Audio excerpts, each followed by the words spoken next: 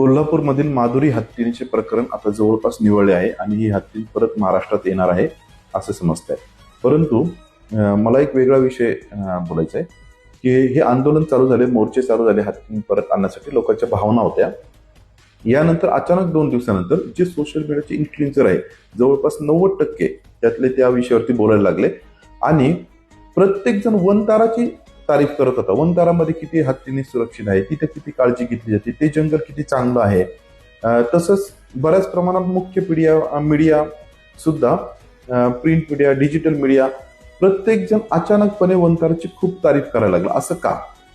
ज्यावेळेस कुठली एक घटना घडते तर त्याच्या 2 बाजू 3 बाजू असतात. एकही व्यक्ती म्हणजे त्यातले 90% लोक अचानक फक्त वनतारा इथंच चांगली काळजी घेतली जाऊ शकते किंवा ते किती चांगलं आहे हे दाखवण्याचा प्रयत्न करतो. त्यावेळेस मनात नक्की 100% शंका येते. त्या कमेंट्सच्या खाली ज्या कमेंट्स असतात लोकांच्या त्याच्यावरून पण ते लक्षात येतं की लोक सरळ आणि स्पष्ट विचारत होते इन्फ्लुएन्सरला की तुम्ही पैसे घेऊन हे प्रमोशन करताय तर तुम्हाला आमच्या भावना कळत नाही का? आम्ही तुम्हाला मोठं केलं आणि आता तुम्ही फक्त पेड प्रमोशनसाठी आमच्या भावनाची कदर करत नाहीयेत का? तर मला फक्त इतकाच मुद्दा सांगायचा आहे की कुणाची बाजू योग्य कुणाची बाजू कशी तो नंतरचा विषय आहे.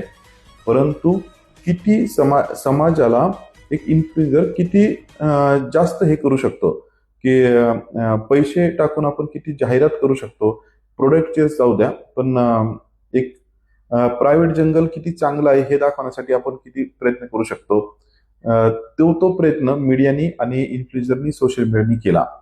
तर या प्रकारे जर समाजाला जे हवं ते त्यांच्या डोक्यात टाकण्याची वृत्ती वाढत असेल, आपल्याला जे हवं किंवा उद्योगपतींना जे हवं ते जर पैसे देऊन मीडियाच्या माध्यमातून, इन्फ्लुएन्सच्या माध्यमातून लोकांच्या डोक्यात टाकण्याचा प्रयत्न करत असतील तर आपला समाज कुठंतरी चुकतोय किंवा कुठंतरी आपण ह्या लोकांच्या कमी नादी लागलं पाहिजे असं मला वाटतं.